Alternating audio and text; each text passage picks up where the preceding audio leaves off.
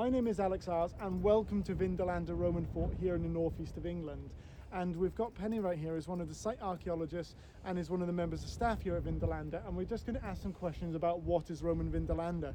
So if you were explaining Vindolanda for the first time, what would you actually say to someone? Well, Vindolanda is a really exciting fort because it was actually here before Hadrian's Wall existed. It's one of the Staingate forts on the Staingate frontier, and the first fort here was built in AD 85.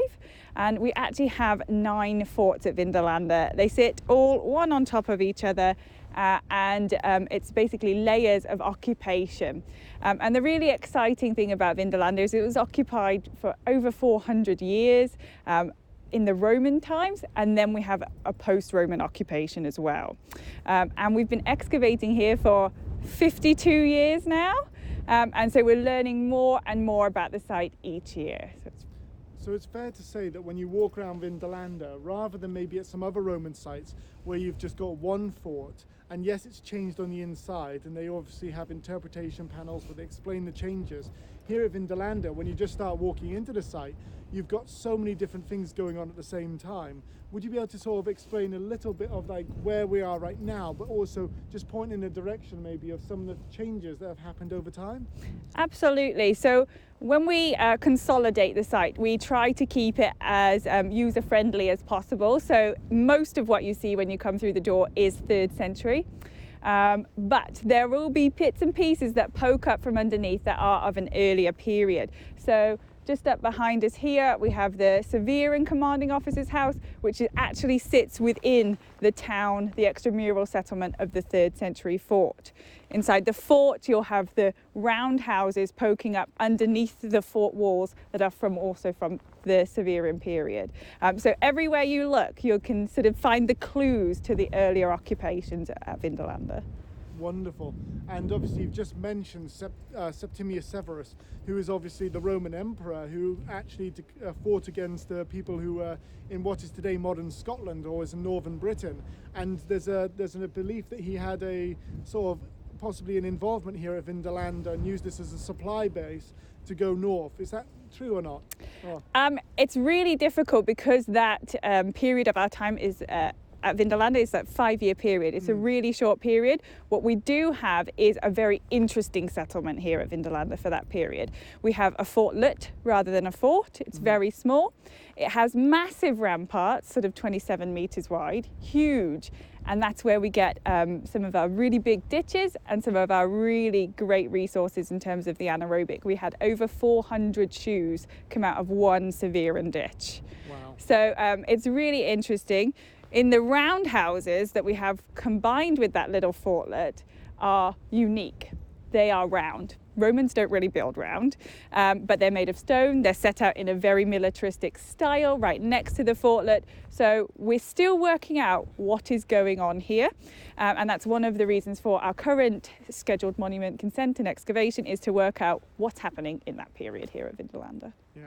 And one of the most special things is actually here at Vindolanda, you're actually looking at a place that was occupied for so long that people built their lives here, and then when they got through things, they threw them away. And so when you're digging here, you've got 9 forts, as you said, and I'm guessing most of the time when they throw stuff away, they actually throw it into the ditch outside of the fort, which is where you get some of your nicest archaeology. Absolutely. We love going through people's rubbish here. It's really exciting to see those things that people have lost, they've used and worn through and thrown out. Shoes are one of the great examples of that. You can see the wear and tear that's there within the shoe.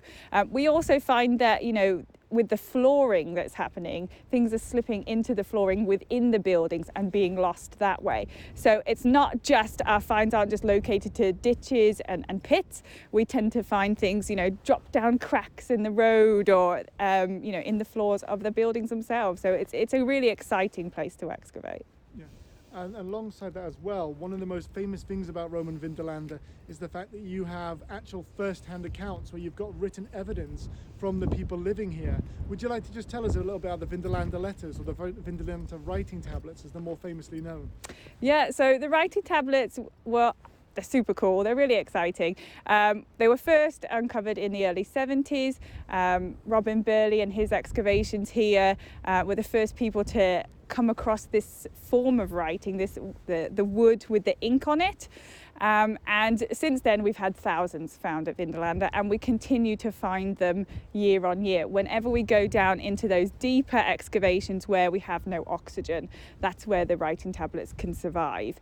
They're very delicate and they need a lot of looking after. So for instance, the tablets that we found in 2017 just in these buildings here have just started coming out of conservation, just started finishing up their translations and learning about what they actually say, because Romans use slang just like we do today, and so working out what the words are, what are they trying to tell us, is a really exciting job, and not one that I partake in, but I leave that to the experts. Now, obviously, it's the 1900th year of Hadrian's War.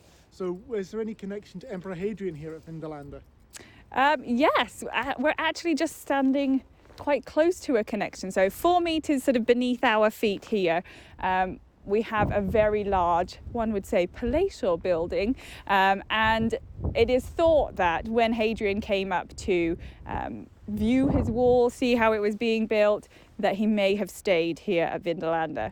Now, so far we haven't actually found any concrete evidence of that, but we like to think that that is what that building's for. It's a high status building that's happening here. So it is possible, and we keep our eyes open every time we excavate. That's amazing. The sort of last question I have for you is, when you're looking around here at Vindolanda, what is your favourite item either in the museum or your favourite part of the excavation that you love showing to people or talking about when you get an opportunity? Well, I think the things that are really great are the things that people connect with, they can understand, they see that in themselves. So actually one of my favourite items, again from the 2017 dig, is a small wooden spoon. We all have that in our kitchen, and I just think, you know, the design hasn't changed in 2,000 years. It's a beautiful item that we can all go, oh, yes, I know what that is straight away. You know, every time I use my wooden spoon in my kitchen, you can think of the Romans doing the same here 2,000 years ago. So, well, thank you so much for your time and being able to sort of bring Vindolanda to life for people who basically are listening on the other side of the world right now. As always, thank you so much for watching. We really hope you've enjoyed the episode and you'll join us for another episode in the near future. Until then, though, stay safe and well, and thank you so much.